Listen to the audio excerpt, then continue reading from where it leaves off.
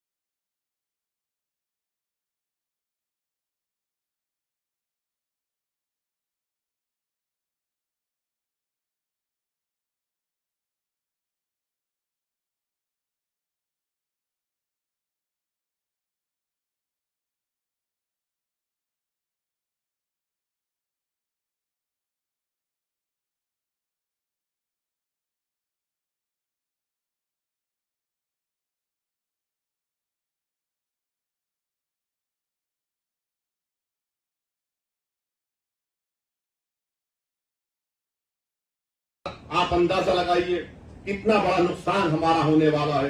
फिर उसके बाद इसमें सेक्शन 3C है, वो ये कहता है कि अगर कोई भी जायदाद वक्फ की है, यह कानून बनने से पहले और बाद में कोई भी जायदाद वक्फ की है और यह कानून से पहले और कानून के बाद वो वक्फ की जायदाद नहीं होगी, ता वक्त कलेक्टर फैसला नहीं करेंगे।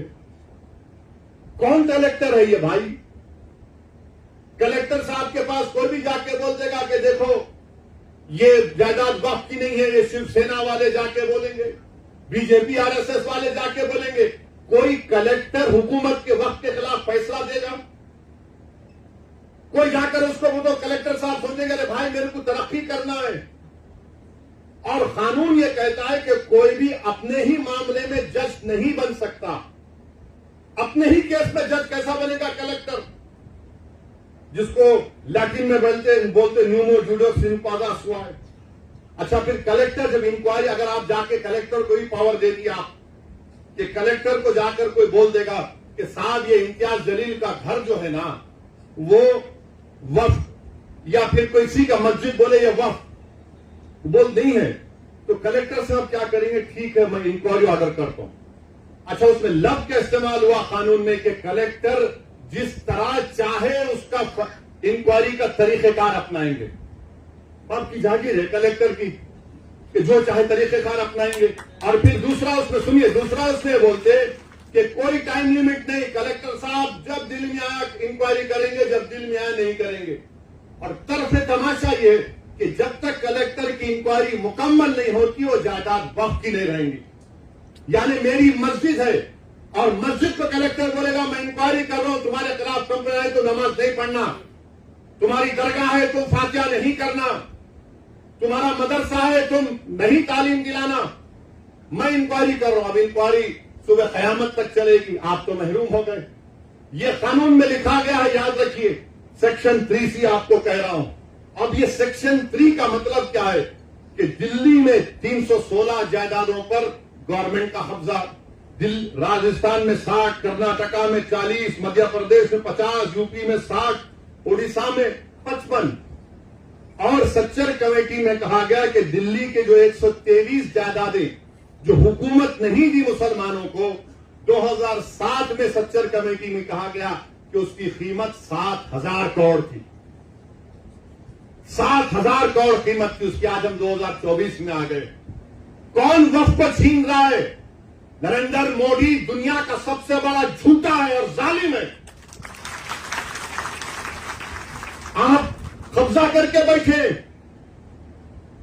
84 से कब्जा करके बैठे, बल्कि उससे पहले से, और 7,000 करोड़ की जायदाद। यानी कलेक्टर साहब जैसा कानून बनेगा, कलेक्टर साहब बोल देंगे नो नथिंग डूइंग। ये 123 प्रॉपर्टीज जो 2007 में 7,000 करोड़ की थी, आज 2024 में शायद कम से कम 20,000 करोड़ की हो सकती है। मोदी जी बोलेंगे नहीं नहीं भाइयों बहनों, मैं तुम्हारा भाई हूं, 20,000 करोड़ दे दो तुम मेरे को। अरे आप अंदाजा लगाइए, सेक्शन 3C को निकाल कर ये कह रहे हैं। और फिर आप ये भी जानते हैं कि जब कलेक्टर बैठेगा, आर्कियोलॉजिकल सर्वे ऑफ इंडिया आसार खदीमा में दिल्ली में 172 प्रॉपर्टीज पर आसार खदीमा कब्जा करके बैठा है। जैसा यह कानून बनेगा उसमें कब्रस्तान भी है, उसमें मस्जिद भी है, ईदगाह भी है, जमीनात है। एसआई बोलेगा हम मालिक तुम आउट। आपका यहां पर महाराष्ट्र में है, अहमदनगर में है, औरंगाबाद में आसार खदीमा के है। और आसार खदीमा के लोग बोलते, मोदी की तरफ से बोलते नहीं नहीं हम कैसा बचाएंगे। आसार खदीमा के कानून में शेड्यूल 6 है, लिविंग मॉन्यूमेंट है, जिंदा मॉन्यूमेंट है। बोलते नहीं नहीं आप लोग वहां पर वो मस्जिद में मदरसा खोलिए। अरे दीवाने, तुम्हारा आसार खदीमा का जो कानून का सेक्शन 16(1) ये कहता है कि रिलीजियस कैरेक्टर को नहीं बदला जा सकता। रिलीजियस कैरेक्टर को नहीं बदला जा सकता। वो कानून ये भी कहता है कि अगर गवर्नमेंट एक्वायर भी कर ले उस प्रॉपर्टी को, तब भी रिलीजियस कैरेक्टर नहीं बदला जा सकता। ये आसार खदीमा के लोग ये हिंदुत्व के इशारे पर नाचने वाली कठपुतली है लोग। दौलताबाद किले की मस्जिद को क्या किए थे, बोलूं मुंह खोल के अभी मैं। आजादी मिलने के 1 साल के बाद क्या नाम रख दिया तुमने उस जगह का? 16 कह रहा है कि इसके रिलीजियस कैरेक्टर को नहीं बदल सकते। मकसद एक ही है। देखिए, गवर्नमेंट का डेफिनेशन निसार साहब बढ़ा दिया गया, गवर्नमेंट का डेफिनेशन में बढ़ा दिया गया तो ऐसा ही गवर्नमेंट हो गई। और गवर्नमेंट हो गई तो आर्टिकल 12 में आप इंजस्टिस नहीं कर सकते, आप स्टेट है।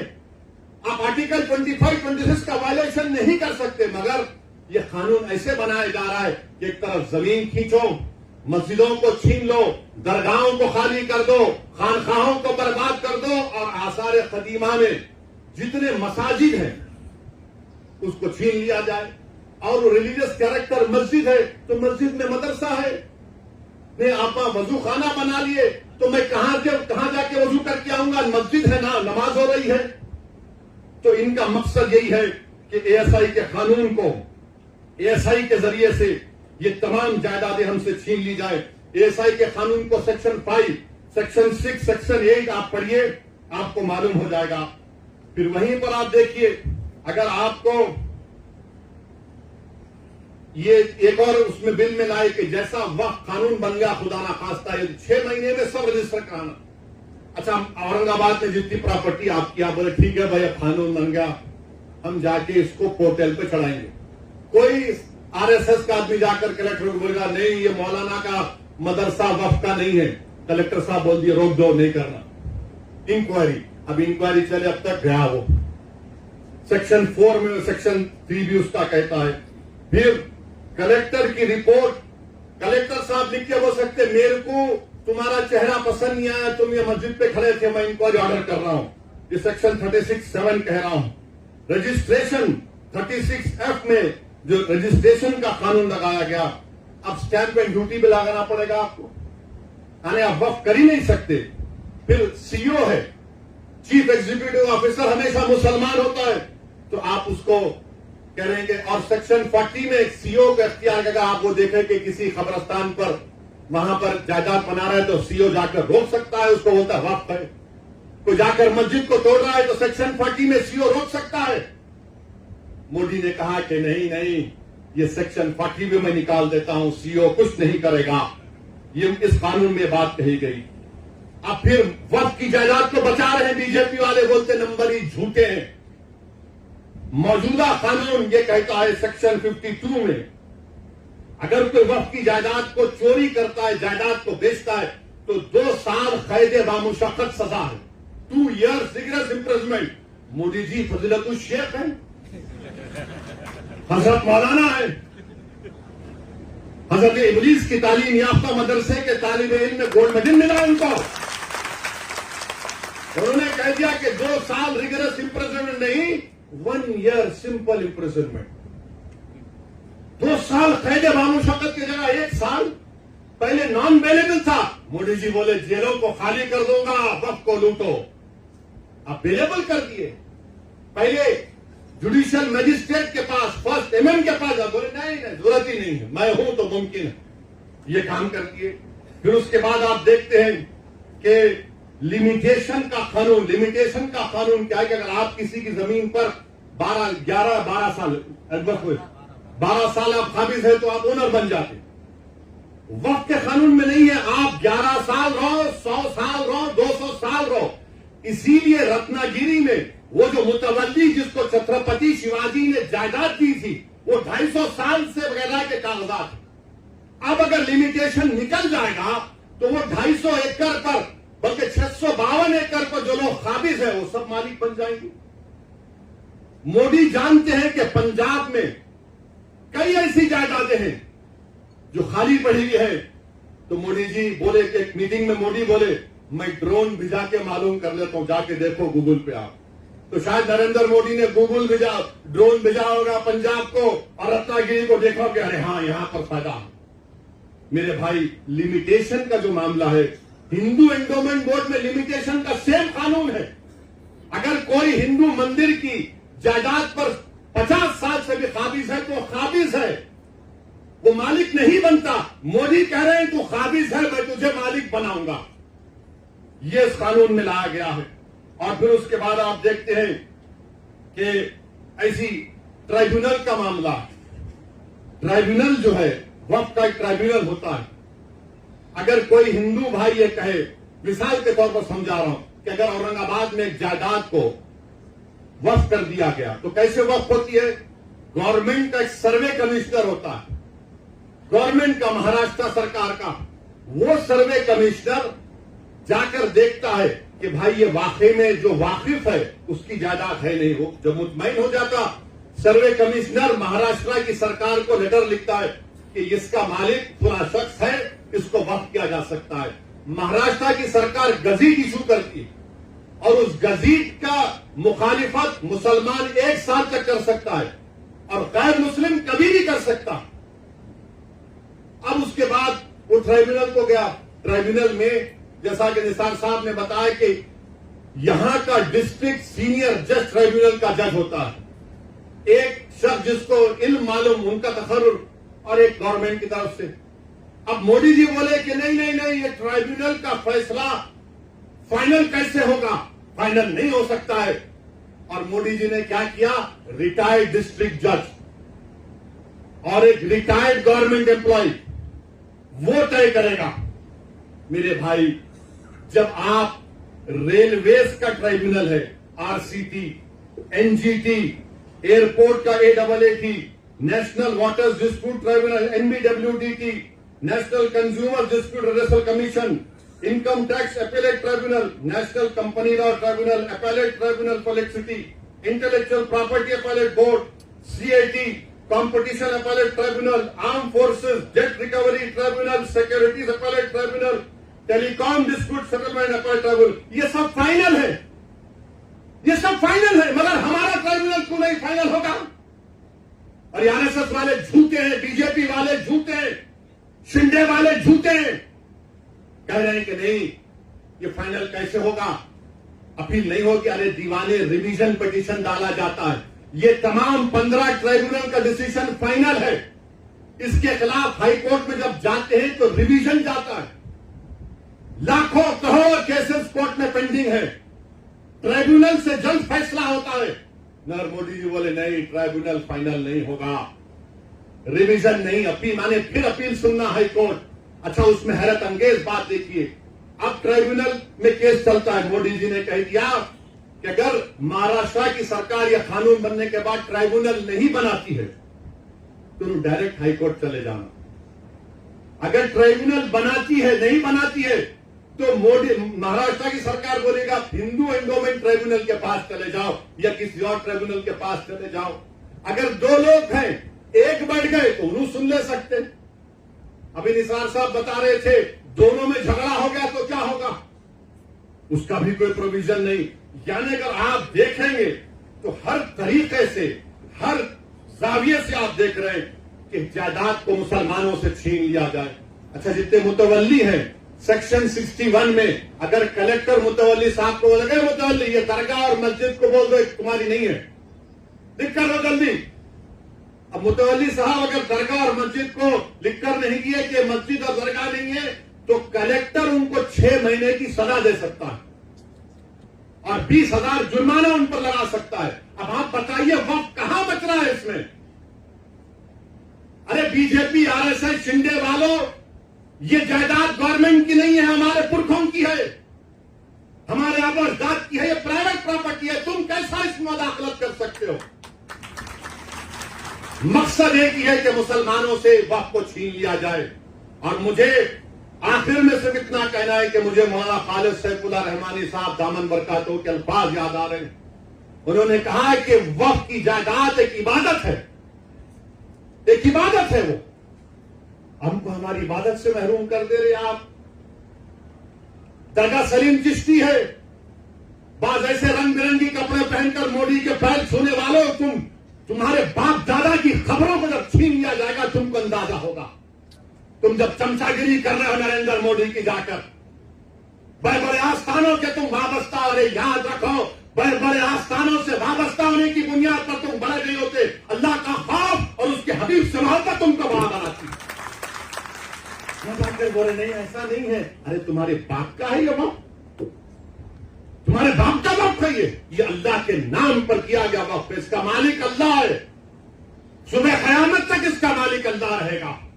मगर ये लोग जाकर चापलूसी कर रहे हैं, चमचागिरी कर रहे हैं। तो मेरे अजीज दोस्तों और बुजुर्गों, ये चीजों को देखकर मेरी आपसे दबंग गुजारिश है कि आप लोग all India Muslim personal law board ने जो फैसला लिया है कि आप इस कानून के खिलाफ आप लोग क्यूआर कोड के जरिए या अपने लेटर के जरिए या ईमेल के जरिए आप ज्वाइंट वर्किंग कमेटी को भिजाइए, अपना प्रोटेस्ट लॉन्च करिए।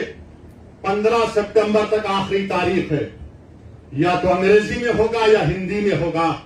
मेरी आपसे गुजारिश है कि इसका आगे बढ़कर हिस्सा लीजिए। याद रखो मुसलमानों, हमने एक मस्जिद को खो दिया, तुम और कितनी मस्जिदों को खोने के लिए तैयार हो। एक मस्जिद को हमने खो दिया, याद रखो अगर ये खुदा ना खास्ता कानून बनेगा तो सिर्फ काशी मथुरा नहीं, कोई मस्जिद नहीं बचेगी भारत में जो झगड़े शुरू हो जाएंगे। मस्जिदों को बंद कर दिया जाएगा, कलेक्टर बोलेगा नहीं मस्जिद नहीं है, खानखाओं को दरगाहों को बंद कर दिया जाएगा। इस तरह का गंदा कानून नरेंद्र मोदी बना रहे हैं।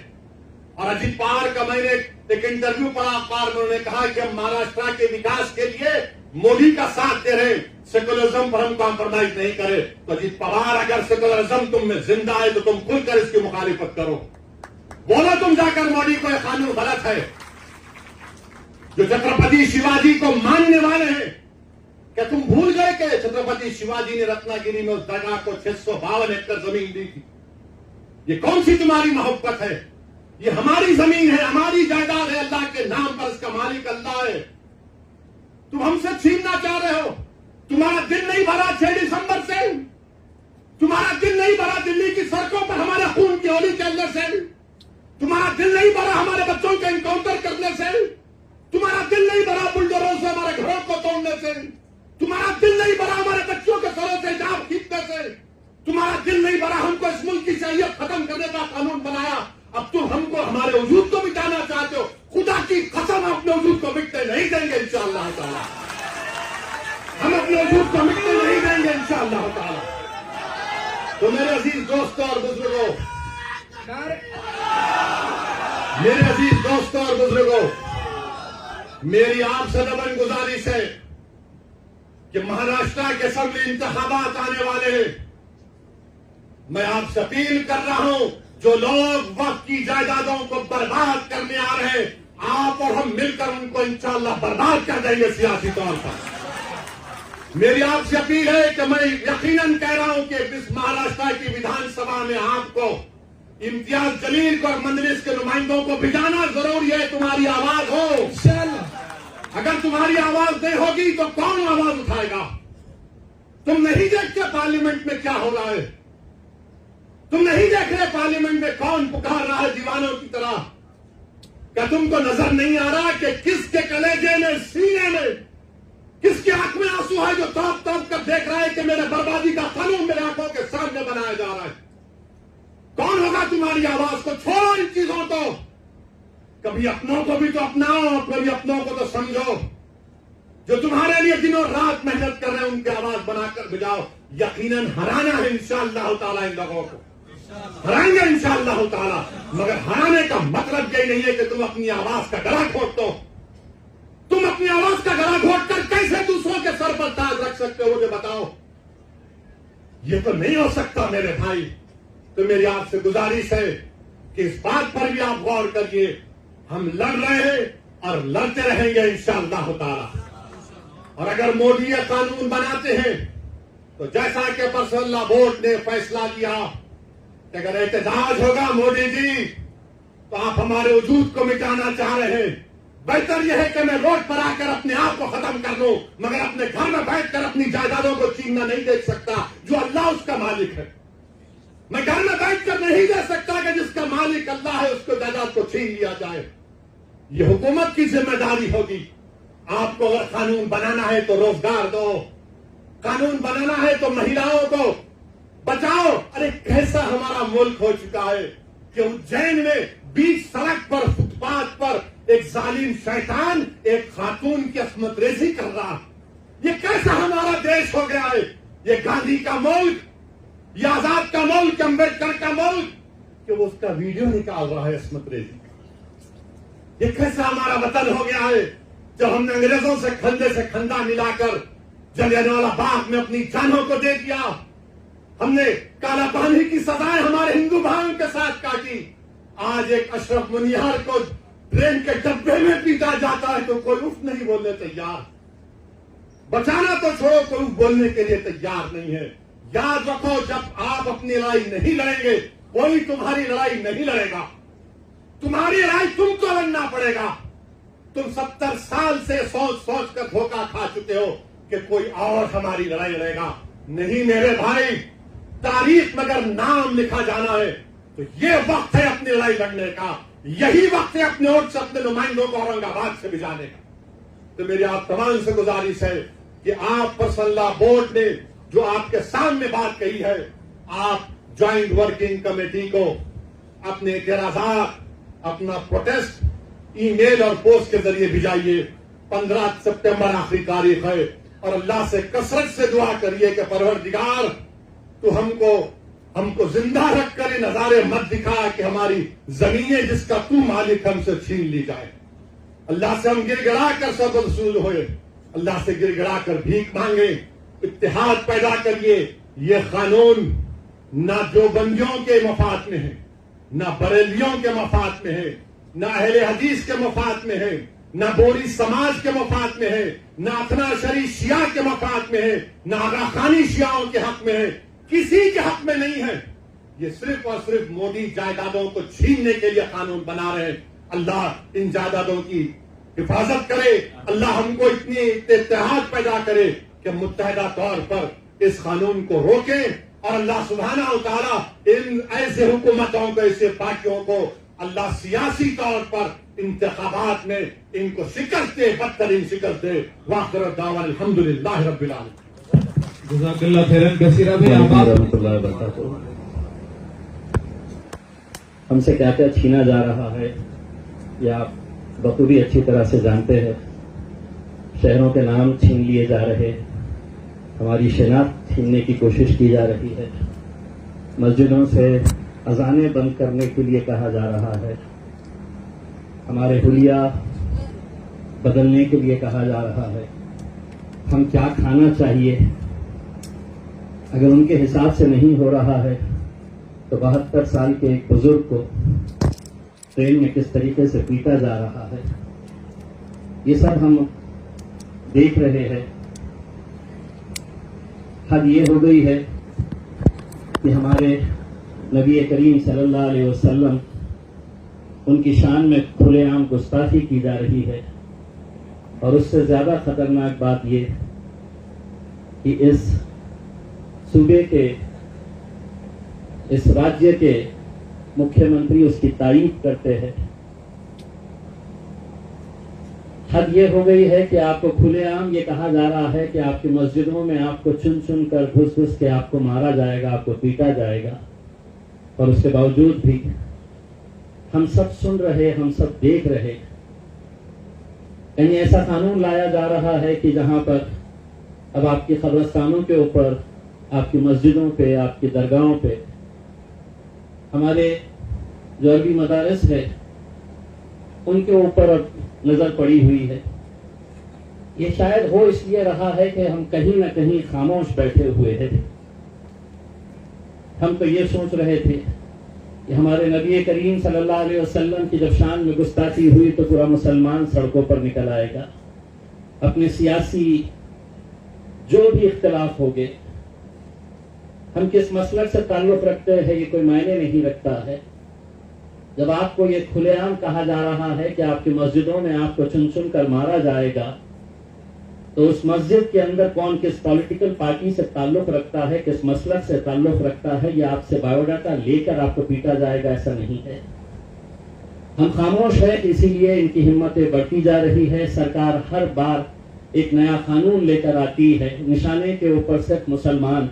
हद तो ये हो गई है कि हमारी बच्चियों ने हिजाब पहनना या नहीं पहनना चाहिए, इसके ऊपर भी न जाने कितने महीनों तक इसके ऊपर बहस चलती रही है। आज एक ऐसा वक्त आया है कि इस मुल्क के पूरे मुसलमानों को एक ताकत बनकर खड़े रहने की जरूरत है। अपने जाती इख्तिलाफ, अपने सियासी इख्तिलाफ को भूलकर हमें जो लड़ाई सड़क के ऊपर लड़ी है, वो लड़ाई सड़क की, एक लड़ाई पार्लियामेंट के अंदर की। लेकिन बड़े दुख के साथ, बड़े अफसोस के साथ कहना पड़ता है कि जब वहां पर पार्लियामेंट के अंदर बोलने का मौका आता है तो आपने देखे हैं ये जब वक्त का बिल आया तो जिन लोगों को आपने वहां पर भेजा था अपने वोट की ताकत के बुनियाद के ऊपर, तो वो बाहर निकल कर आ गए। तायीद करना तो बहुत दूर की बात है, दो शब्द मुखालिफत के अंदर खड़े होकर कहे भी नहीं और खामोशी से वहां से लोकसभा के अंदर से खिसक लिए। ऐसे वक्त के अंदर सारे हिंदुस्तान के मुसलमानों की नजर अगर किसी एक शख्स के ऊपर होती है, अगर सबसे ज्यादा उम्मीदें अगर किसी से होती है, तो मुझे फख्र है ये बताते हुए कि वो मेरे कायद बैरिस्टर असदुद्दीन अवैसी साहब हैं। कितनी तकलीफ हुई होंगी उस सरकार को कि जब उन्हें मजबूरन असदुद्दीन अवैसी साहब को ज्वाइंट पार्लियामेंट्री कमेटी का मेंबर बनाना पड़ा, क्योंकि उन्हें मालूम है कि अगर वक्त के ताल्लुक से अगर सबसे ज्यादा सही तरीके से कोई मुद्दे रख सकते हैं तो बैरिस्टर असदुद्दीन अवैसी साहब रख सकते हैं। आज पूरे देश भर में आज असद साहब अलग अलग जगहों के ऊपर जाकर लोगों के अंदर एक बेदारी पैदा करने की कोशिश कर रहे हैं। इंशाअल्लाह ये यहाँ पर इतना बड़ा मजमा, यहाँ पर कितने सारे लोग बाहर खड़े हुए हैं, नीचे हमने स्क्रीन लगाया हुआ है, वहां पर स्क्रीन के सामने भी बहुत सारी कुर्सियां लगाई गई है, वो भी पूरा भरा हुआ है। ये इस बात की गवाही दे रहा है, आप लोगों की तरफ से हुकूमत को एक पैगाम दिया जा रहा है कि बस अब बहुत हो चुका है। जिस भाषा में उन्हें समझाना है उस भाषा में हमें समझाने की जरूरत का वक्त आ चुका है। और हम आप लोगों की रहनुमाई चाहेंगे, आप लोगों का साथ चाहेंगे। जब ये कॉन्फ्रेंस लेने का हमने तय किए तो हमने सबसे पहले इस बात के ऊपर हमने चर्चा की, इसमें बुलाया किसे जाए।